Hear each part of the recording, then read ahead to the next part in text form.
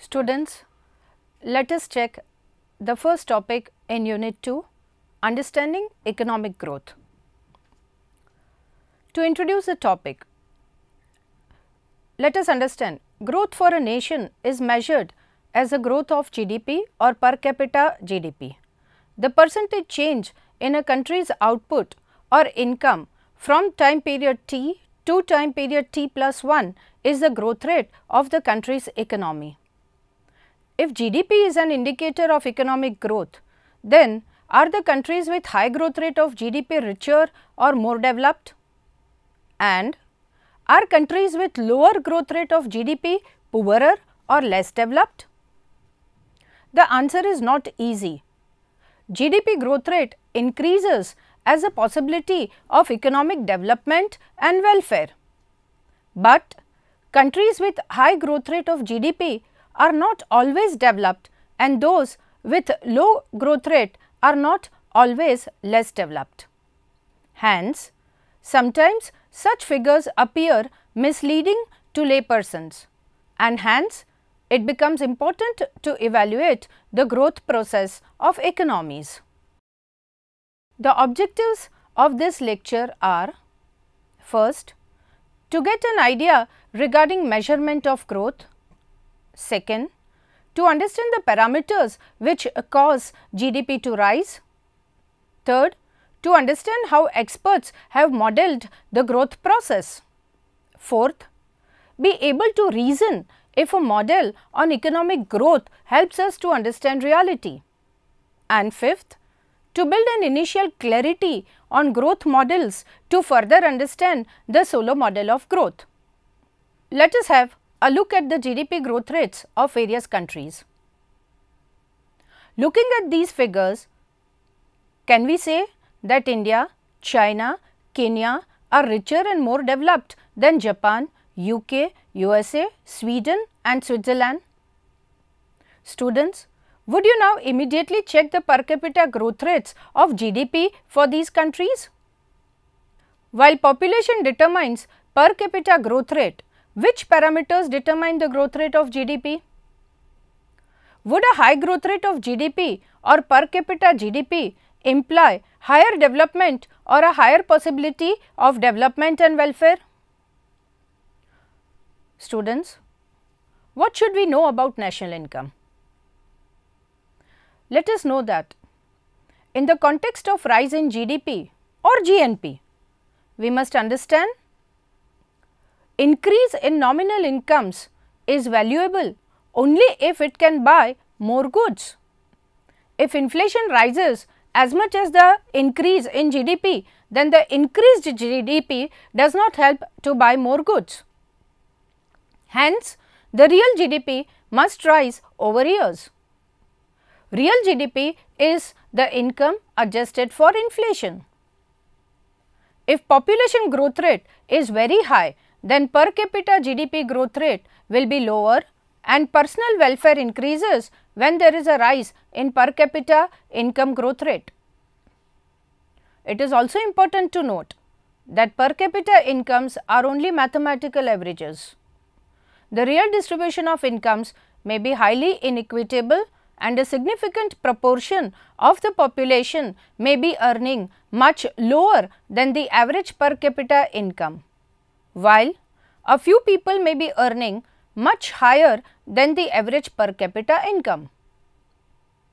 For welfare of societies, growth must occur continuously for a long period of time. The sources of income, that is, the types of activities from which incomes are earned, determines the growth of employment over a long period of time, and employment over a long period of time determines savings and capital formation, and savings and capital formation determine further growth. We may thus wonder as to how we can understand economic growth.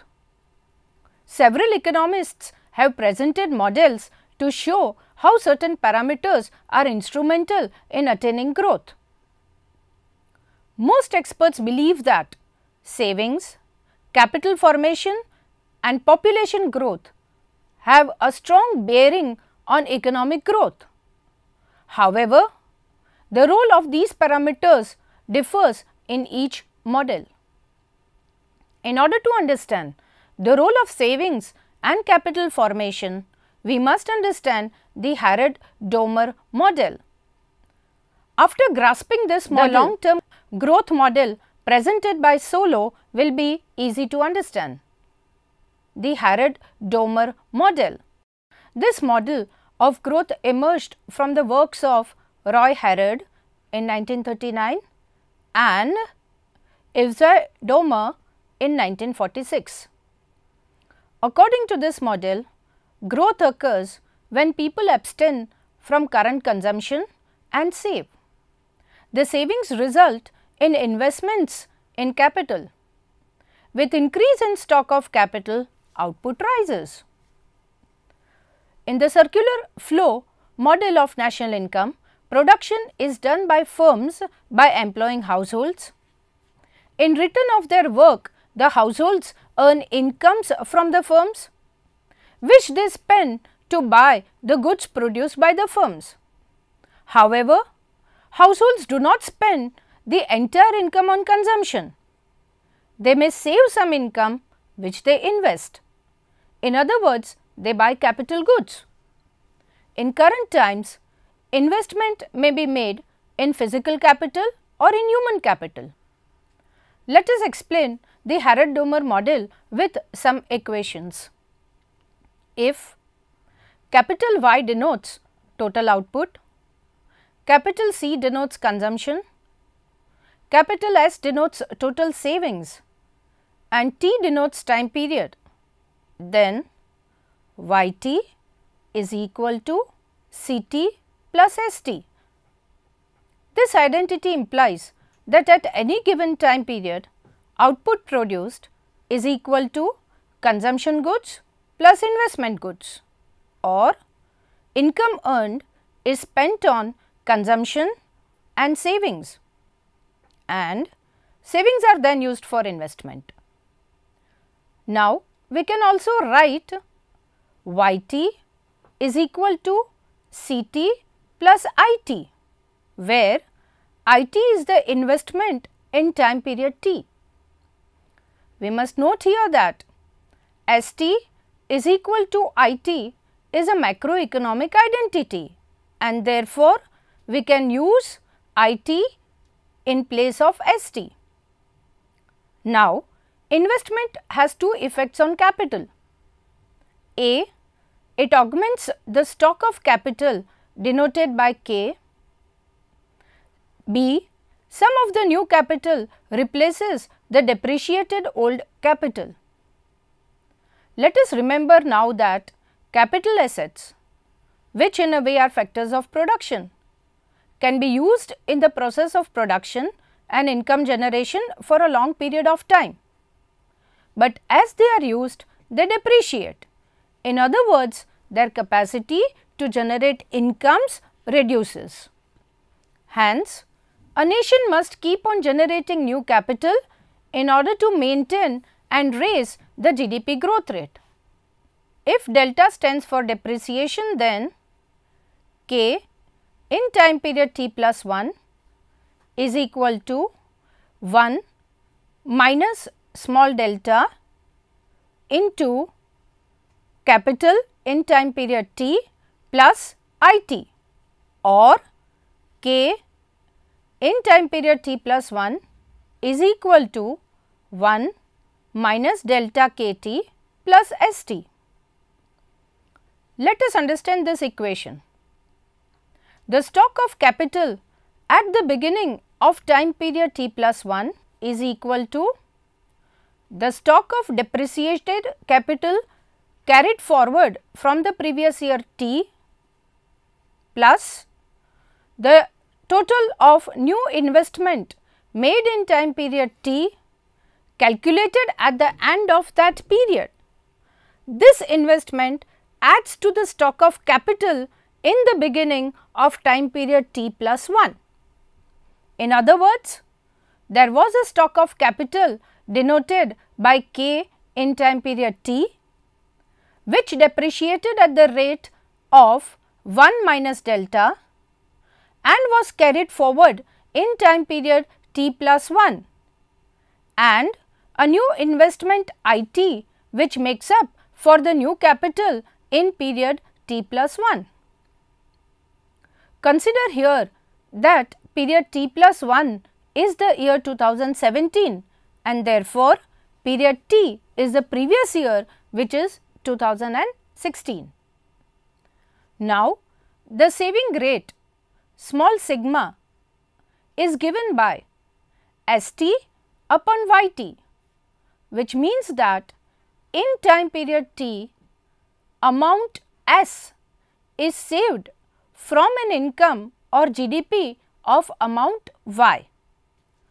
This can be rewritten as ST is equal to sigma YT, which means the total savings ST are equal to proportion sigma of the total income YT, and the capital output ratio denoted by theta, which is equal to KT upon YT, represents the amount of capital required to produce a unit of output or GDP equal to Y. This can be rewritten as KT is equal to theta YT, which means that capital KT is equal to capital output ratio theta multiplied by the total income YT. Let us define growth rate of output, which is given as G.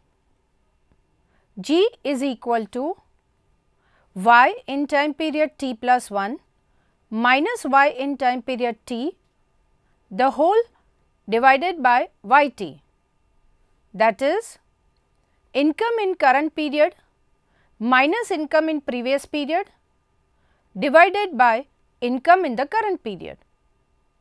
Thus, now equation 4, which we saw earlier, develops into theta YT plus 1 is equal to 1 minus delta into theta YT plus sigma YT. This is an important equation.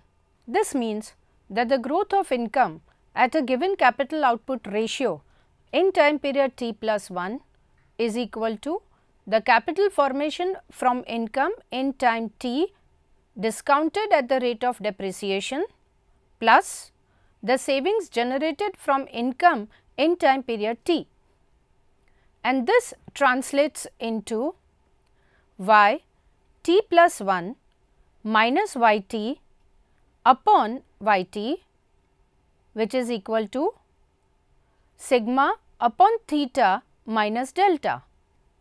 Using all these equations, we can derive that growth of national output can be increased by raising sigma, which is the savings rate, or by lowering theta, which is the capital output ratio. A higher sigma means that a nation saves more and savings translate into investments according to the macroeconomic balance given by S is equal to I. Higher investment means more capital formation, and more capital formation means greater output. A lower theta means that lesser capital is required to produce a unit of output, and so more output can be generated by the existing stock of capital. Now, equation 7 can be shown as sigma upon theta is equal to G plus delta. Dear students, we must think a little here as to how do we increase our savings. If we consume very less of what we produce in order to increase savings, what happens to the unconsumed goods which we have produced? Is there a right balance between consumption and savings? Can we recollect from the topic on national income that a country produces consumer goods as well as producers goods? Consumers goods are consumed and producers goods are used for investment. So, can we say that savings go into purchase of producers goods? What kind of investments must a country make to increase the growth rate? This model considers growth of GNP as an indicator of growth. However, GNP per capita is considered to be a better indicator of growth than gross GNP.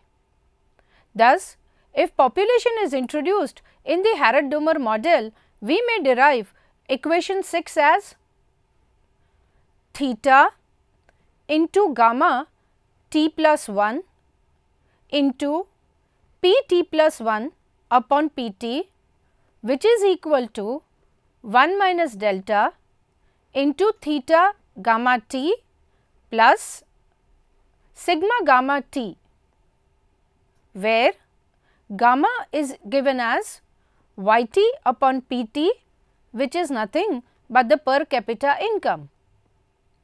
If we divide equation 9 throughout by theta gamma t, we obtain gamma t plus 1 upon yt into p t plus 1 upon pt, which is equal to 1 minus delta into sigma upon theta. Now, gamma t plus 1 upon gamma t is equal to 1 plus g star, where g star is a rate of per capita growth and p t plus 1 upon pt is equal to 1 plus n, where n is the rate of population growth. Thus, sigma upon theta is equal to 1 plus g star into 1 plus n minus 1 minus delta. Let us evaluate the practical applicability of this model for developing countries. High marginal propensity to consume and a low marginal propensity to save. Dear friends, many developing countries have a high marginal propensity to consume and a low marginal propensity to save. That is, they can generate very small proportion of additional savings from their additional incomes. This is because they have high population growth rates, high incidence of poverty, and thus all additional incomes are used up in absorbing the increasing population or in eradication of poverty. Can this mean that rich people or rich nations always save more? There might be a possibility that the richest nations may feel that they are already on a higher level of economic well-being than most others, and hence they may be more attracted towards consuming a very high proportion of their new incomes rather than in accumulating more wealth. In this sense, even the rich nations save lesser. It might be possible that the middle class people and the middle class nations save more than the very poor or the very rich. Harrod does not explain this kind of endogeneity of savings. In other words, this does not explain why growth rates systematically differ at different levels of incomes, and hence this is a model of neutral theory of economic growth. The macroeconomic balance S is equal to I can be attained only if financial systems are well established, and if all savings from the savers class are passed on to the investors class. Savers and investors are two distinct classes in an economy, which we must remember. Any amount of idle savings, unaccounted money, inadequate banking and financial services, etc., create lags in this macroeconomic balance.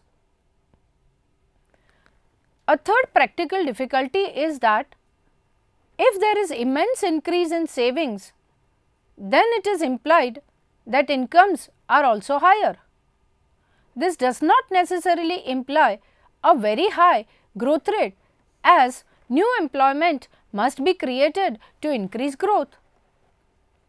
Countries which have reached very high income levels have reached near full employment levels. Hence, further higher incomes cannot fuel very high growth rate. Here, students can view the growth rates of national income for the developed countries.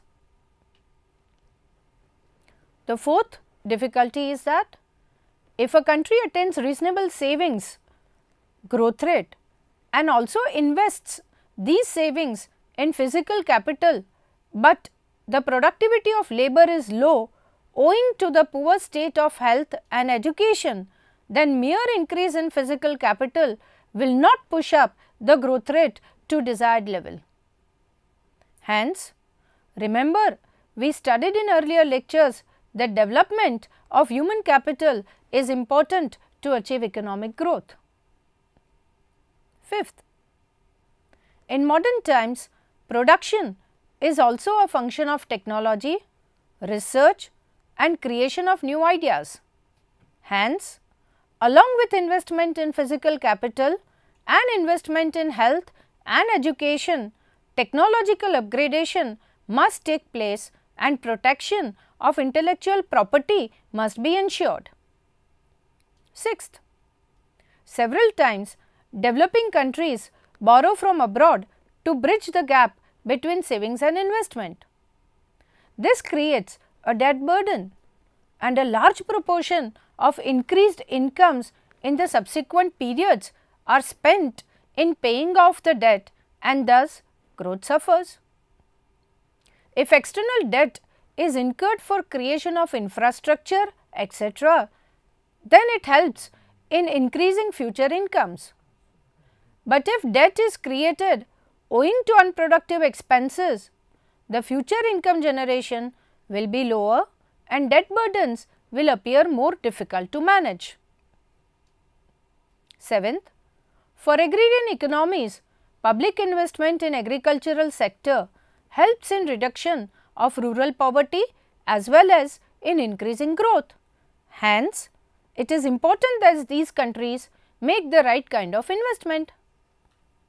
This model assumes that fixed proportion of capital and labor are required to produce output Q in a growth process.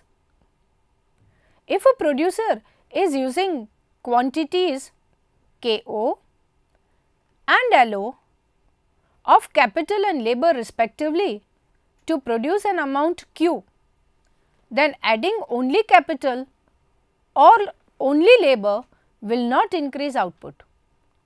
Capital and labor must be added in the same proportion to increase output. If Z1 is labor and Z2 is capital, then the ratio K by L is fixed at B by A in the figure here, and it depicts a fixed proportion production function. Look at the figure.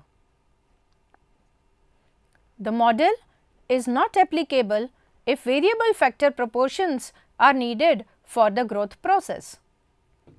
Let us summarize what we learnt in this lecture. We learnt that growth of national income can occur when savings and capital formation increase. We also learnt that population growth will reduce the growth of per capita incomes.